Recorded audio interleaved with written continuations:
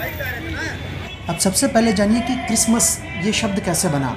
Christ और मास मिलकर बना है क्रिसमस। क्राइस्ट यानी कि जीसस क्राइस्ट और मास यानी कि आराधना और इबादत के लिए जुटी हुई भीड़ को कहा जाता है मास। तो इसलिए इनके जन्मदिन पर क्रिसमस कहा जाता है।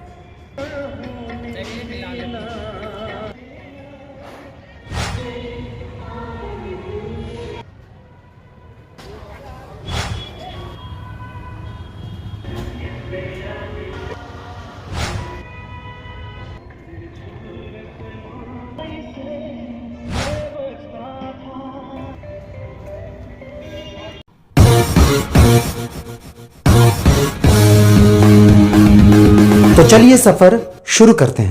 Hello guys, welcome back to Banaras Rachit blogs.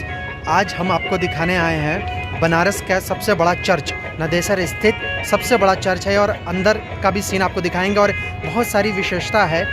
क्यों मनाया जाता है, कैसे क्रिसमस ट्री किसको कहा जाता है, कैसे स्टार्स का इतना महत्व है, मोजा जो सॉक्स है उसका इतना क्यों महत्व है, वो सब मैं आपको अभी आगे बताता चलूँगा। अभी आप दृश्य देखिए, अभी मैं खड़ा हूँ नदेसर स्थित चर्च में। सबसे बड़ा चर्च कहा जाता है। पीछे आप देख रहे हैं जीसस की जो क्रॉस पर आप कह सकते हैं मूर्ति वो टंगी हुई है। अंदर देखिए, आप देख सकते हैं एक क्रॉस पर जीसस टंगे हुए हैं। इसी तरह इनको याद किया जाता है, देखा जाता है, माना जाता है। और अब आगे चलते हैं तो आप ये जानेंगे कि दरअसल अरबी भाषा में जीसस को ईसा कहा जाता है और उनकी माता मैरी को मरियम और देवदूत गैब्रियल को जिब्राइल कहा जाता है। अब मैं आपको बताता हूँ कि जीसस का जन्म कैसे हुआ। जब दुनिया में बहुत अशांति और अत्याचार फैला हुआ था, तब ईश्वर ने स्वर्गदूत गैब्रियल को एक दयालु लड़की के पास, मैरी के पास भेजा, यानी कि स्वर्ग से भेजा। तो ये जो लड़की थी ये उत्तरी ध्रुव नाजरत में रहती थी, जो कि जोसेफ की होने वाली संगिनी थी।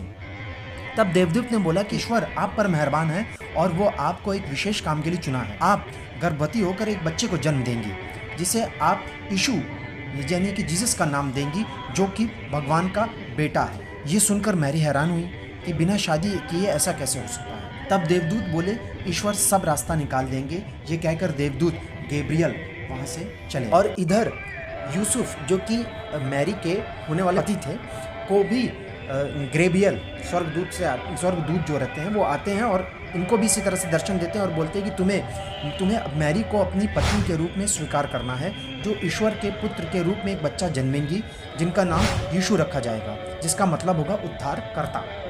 और फिर यूसुफ ने मैरी को पत्नी बनाई। फिर इस तरह से मैरी की डिलीवरी होने से पहले यूसुफ और मैरी एक लंबी दूरी तय कर रहे थे और रात का समय था। रात में रास्ते में जब वो चल रहे थे तब मैरी को डिलीवरी महसूस होने लगी।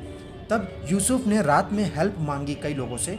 तो फिर एक व्यक्ति से जब हेल्प मांगी तो उसने अपना अस्तबल में जगह दी। तो मैरी ने प्रभु जीसस यानी यीशु को वहीं पर जन्म दिया, जहाँ बच्चे को लेटाने के लिए कोई जगह नहीं थी। तो मैरी ने घोड़े को खाने वाली जो सूखी घास होती है, चारा जिसको कहते हैं, यानी कि चरनी पर लेटा दिया, जो बिस्तर का काम किया। यीशु का जन्म हुआ तो उस स्थान पर एक तारा बहुत विशेष रूप से चमक रहा था। तब से स्टार स्पेशल माना जाता है प्रभु यीशु के जन्मदिन पर। अब आपको मैं सेंटा क्लॉज के बारे में बताता हूँ। दरअसल सेंटा क्लॉज का जो असली नाम है वो सेंट निकोलस है।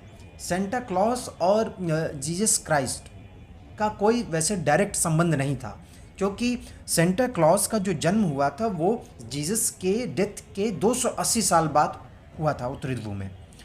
एक तरह से कह सकते हैं कि सेंट निकोलस जीसस की ही तरह लोगों की मदद करते थे, इसीलिए सेंट निकोलस को जीसस से जोड़कर देखा जाता है। अलग से एक मैं आपको वीडियो बनाकर दिखाऊंगा, बताऊंगा भी। इस वीडियो के बाद नेक्स्ट वीडियो में डालूंगा। अब जो आप सामने देख रहे हैं ये ट्री, इसको क्रिसमस ट्री कहा जाता है।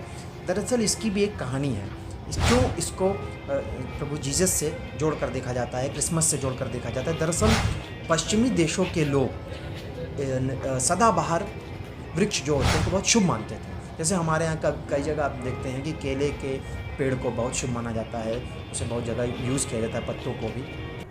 उसी तरह पश्चिमी देशों के लोग भी इसको बहुत अपने कार्यों में शुभ मानते थे।